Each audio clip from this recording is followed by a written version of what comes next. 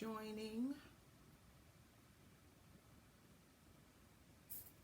Sitting here, getting ready. Talk about fear, faith, forfeiting. Hey Val. Trying to see if you can see me. Can you see me? If you can see me, let me know if my head is cut off. Is my head cut off? Somebody tell me if my head is cut off. I can't see me, so that's what I'm trying to see. Is my head cut off? Might have to start again for some reason. Hey Tabitha. Can you see me or is my head cut off? What's up, Lano? Stranger? How are ya? I need somebody to type and tell me if they can see me or if my head is cut off. Hey, Heather. And I can't see any comments, so if my head is cut off, I won't know. You can see me? Is my head cut off or you can see me fully? Thanks, Tabitha. Can you see me fully? Heather, you see me fully or is my head cut off? I'm just waiting. So I don't look like half a person. Because I can't tell if I can be seen. Because all I see is up to my nose. My head's cut off. Okay. All right. So let's do it this way. Because, thanks. I don't want my head to be cut off. And I don't want to be all day. My lips up. Thanks. All right. So I think I just fixed that. I had to half a person. That's how I've been feeling lately, like half a person. So, you know, since we're on this journey toward wholeness, we don't want to seem like half. Yes, we don't want to seem like half a person. So I had to pray before I started tonight because I don't want to be long, but I don't think it's going to be really short. I am talking about wrapping up the month of February, keeping the Olympics in mind. This has been an incredibly challenging, difficult, strange, emotional month. It is really just incredible to see how God works in the midst of panic and anxiety and fear and depression and grief and all of those things. And so I've had an opportunity really to talk with a lot of people lately, to pray with a lot of people lately. And I think the consensus is that just people are hurting. People are hurting from unrealized dreams, from just disappointment, for sickness and financial strain and pressures at work and wayward children and just unmet desires as believers. And most of the time I have to speak from a Christian perspective because I am a Christian, I am a believer. And I know just for me as a believer, it is really challenging sometimes to walk this walk when you feel like there are so many broken promises from God. And we try so hard to be who God has called us to be and be who God wants us to be.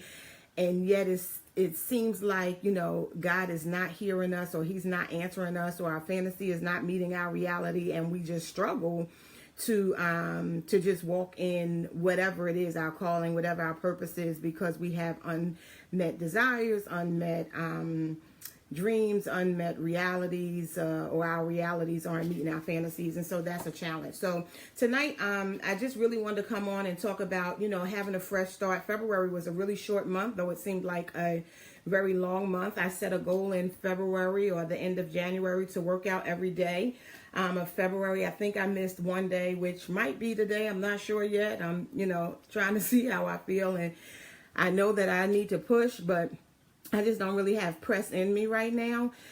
So what I said is, let's talk about the F word. And so when I consider the F word, I'm thinking about, you know, we hear, oh, she said the F word and it's a bad word. Well, there are some that are bad words. And to me, the F words that have been bad for me this month have been fear and failure and forfeiture, all because of a lack of faith. So I realized that when my faith wavers, I'm more fearful.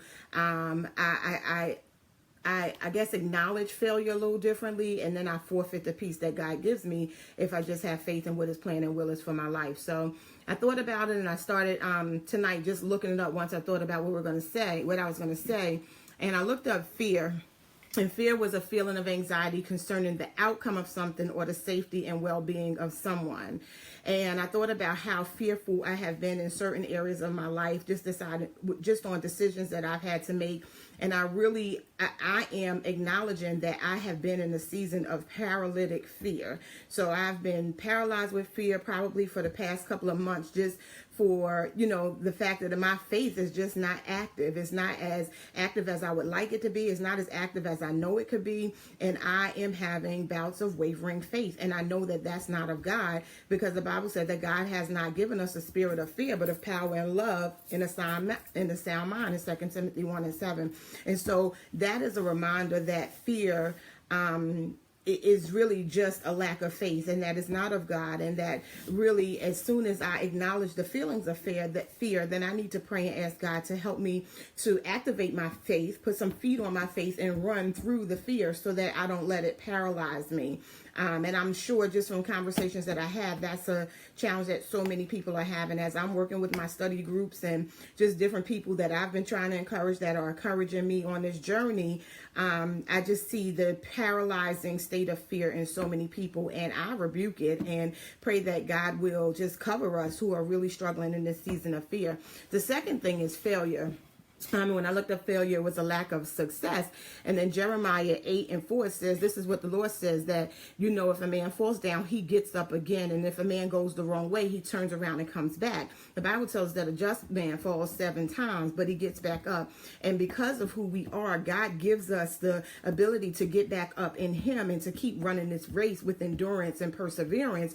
And so we have to realize that failure really is just a setup for the come up, and we can't be distracted by them.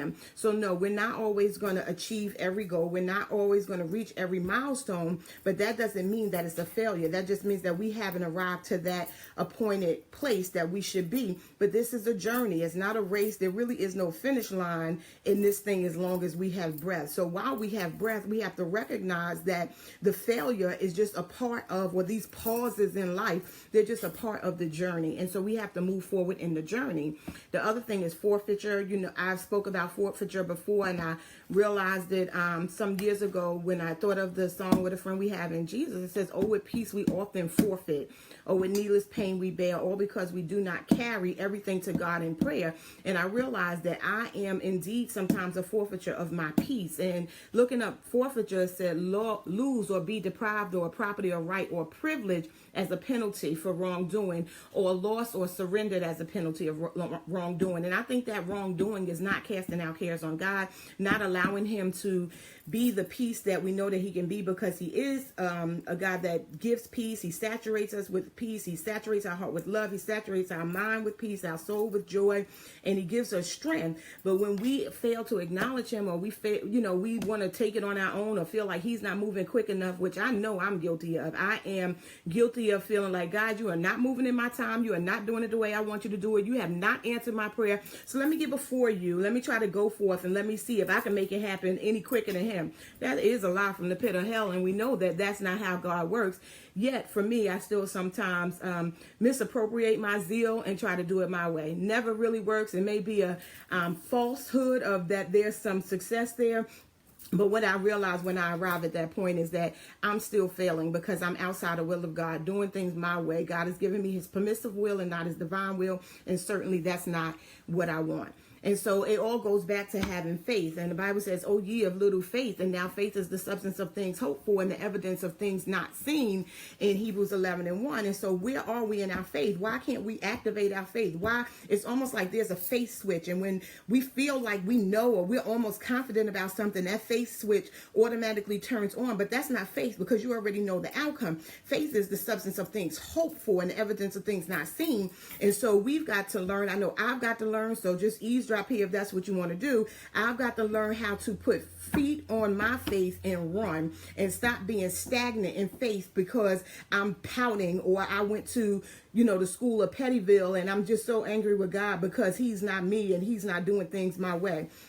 It's ridiculous, but that's just how I do. So I'm going to tie this in with the Olympics. As I watch the Olympics and I watch the figure skating, figure skating is one of my favorite things. I watched a couple of the different sports. But watching the figure skating, to me, as I'm watching them skate and they're getting ready to do the jumps and the axles and the slides and all of these things, I'm just always just like flinching, like, are they going to fall? And when they flinch, when they fall, I flinch. But then I looked at it and I was like, how many times do they fall before they can get up and pull off a perfect performance? I watch these skaters from every country, every genre, every class, every race, everything, and they all do the same thing. When they fall, they get right back up. I want to have that ice skating mentality, or that ski board mentality, the speed skiing or speed skating mentality, where when they fall, they just get back up. I saw the one skater, she got up and she did her triple axel, didn't complete it, fell down, cut her hand on the ice, didn't realize she cut her hand because she kept going. She was not stopped by the pain. She was not stopped by the disappointment. She was not stopped by the woes of the crowd. She got up, she figured her program and still placed because she did not let that fall stop her from where she was going. She had an appointed place to go. She had a goal in mind, and she had she accepted the fact that it's not about perfection, it's about perseverance. It's about pressing, it's about pushing. So for me, that is where I have to be. It's not about perfection. I may not get it right every time, and I will fall, I will get cut, I will get scratched up, but will I persevere? Will I push? Will I press? Will I keep going? Will you? How many times do you feel like you're in a competition for something, whether it's financial, whether it's mental, whether it's spiritual, whether it's your health, physical, whatever it is? It's like, God, I want this. God, I want to save. I want to find this house. I want to have a house. I want to get these things. But God is not giving it to you. It's not manifested in the time that you give God. We look at these speed skaters or these ice skaters. They have these specific categories, and you can see it was going red and yellow and green according to what they were doing, but they were not distracted. The greens, they smile. The reds, they smile. Yes, they get up sometimes. It's disappointment, it's defeat, but they never stopped. They knew that this was just one round in the full journey that they were going. So when they messed up in the first round, they would keep going. And then I thought about the speed skater, Shawnee, and how he was the world record holder and how he felt like he was defeated because he didn't win that last race, and this was his last Olympics. But he didn't go to the media. He didn't get in front of the crowd. He didn't do any interviews. He walked away, and he did not give the naysayers a chance or opportunity to talk about him not winning. So we've got to learn not to give the naysayers an opportunity to call us out when we don't fall, or when we don't pass or go or achieve the goal that we have.